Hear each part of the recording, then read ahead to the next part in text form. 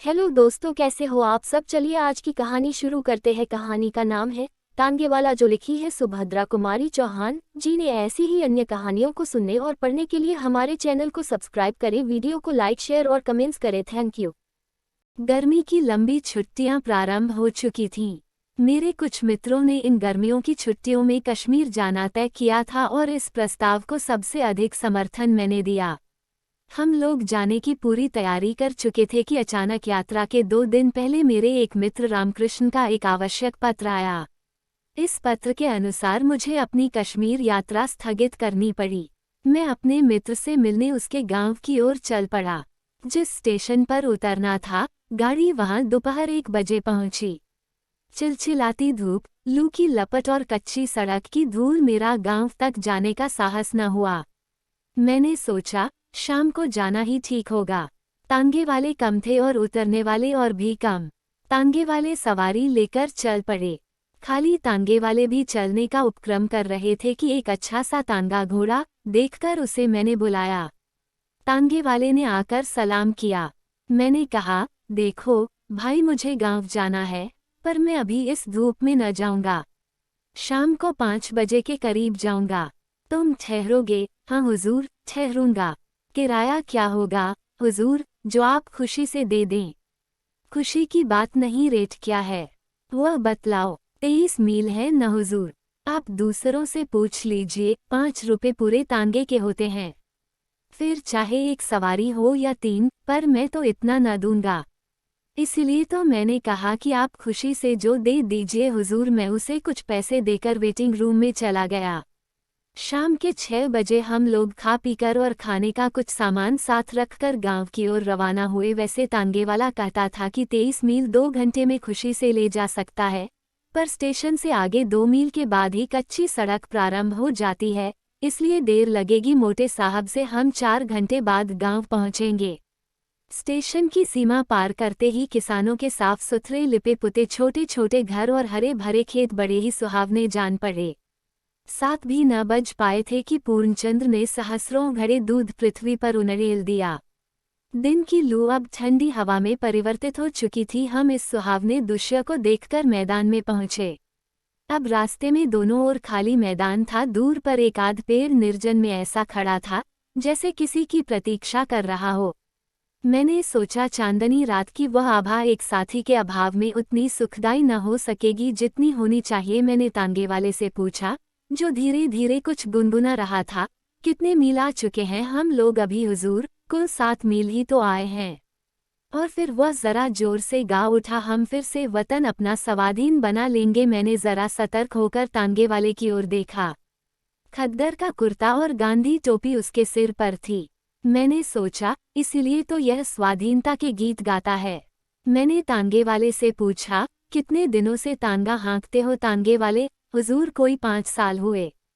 किसी की नौकरी करने से यह अच्छा है। तबीयत हुई जोता, न तबीयत हुई बैठे रहे, किसी की ताबेदारी नहीं, अपने मन का राज है। सामने चलकर नदी थी। नदी का पुल पार करते ही तांगे वाले ने तांगा रोक दिया। बोला, हुजूर यहाँ जरा आराम कर लीजिए। नदी का पानी बहुत साफ और मीठा है। कहते हैं कि सन 57 के गदर में तात्या टोपे दुश्मनों की सेना को चीरते हुए यहीं से नदी के पार चला गया था। तात्या टोपे। मैंने मन में सोचा, इसे इतिहास का भी कुछ ज्ञान है। तांगे वाला फिर बोला, हाँ हुजूर, तात्या टोपे नदी के पार जाना चाहता था। फिरंगियों की सेना ने उसे चारों ओर से घेर लिया था।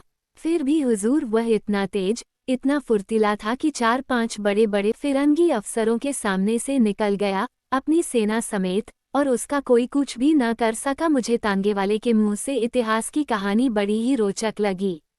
मैं जानता था कि आखिर इस तांगे वाले के मन में क्या है। मैंने पूछा, फिर क्या हुआ? और मैं तांगे से उतरकर उसके पीछे पीछे चला। वह बोला, सन 57 के गदर में अगर हिंदुस्तानियों में एका होता तो पांसा ही पलट जाता, पर तकदीर और फूट जो न कराए सो थोड़ा। मौलवी अहमद शाह और तात्या टोपे सरीखे देशभक्त वीरों को भी हम ही में से धोखेबाज लोगों ने धोखा देकर दुश्मनों के हवाले कर दिया। खून खौल उठता है हुजूर। यह बात सोचकर मैंने पूछा, तुम पढ़े लिखे हो? तांगे वाला उत्साह के साथ बोला, बहुत कम हुजूर, हिंदी अच्छी तरह पढ़ लिख लेता हूँ। अंग्रेजी भी थोड़ी जानता हूँ। सारे हिंदुस्तान में गदर के समय इन फिरंगियों ने क्या कम जुल्म किए हैं। गांव के गांव जला दिए, औरतों को बेइज्जत किया, निरपराध लोगों को तोपों के मुंह में बांधकर उड़ा दिया।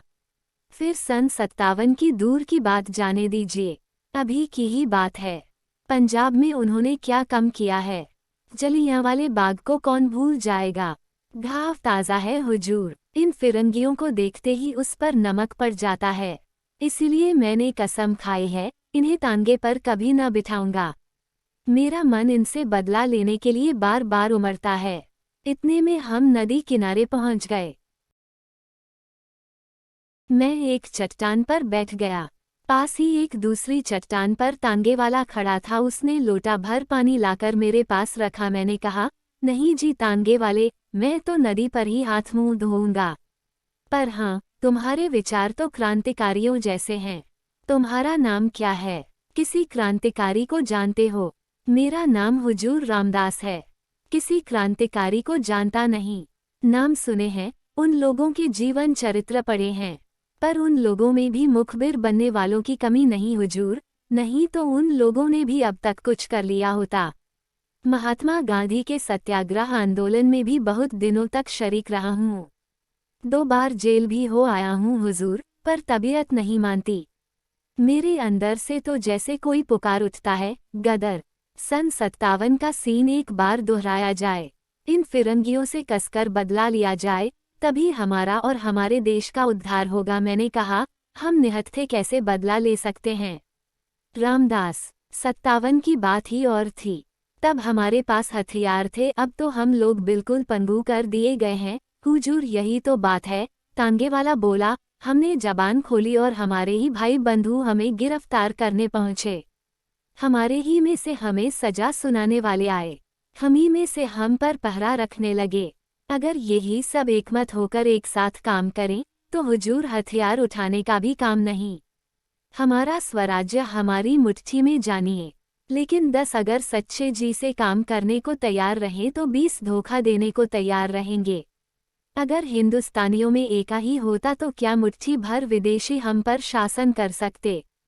तांगे वाले ने एक दीर्घ सांस ली और हम दोनों उठकर नदी में हाथ मुंह धोने लगे।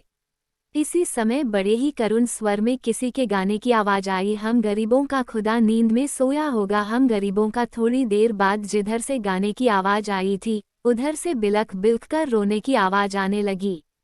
मैं चौंक कर देखने लगा। तांगे वाले ने बतलाया, हुजूर यह एक पगली है, कभी कभी इधर दिख जाती है और अक्सर रात के समय गाती है। कभी रोती है, कभी हंसती है।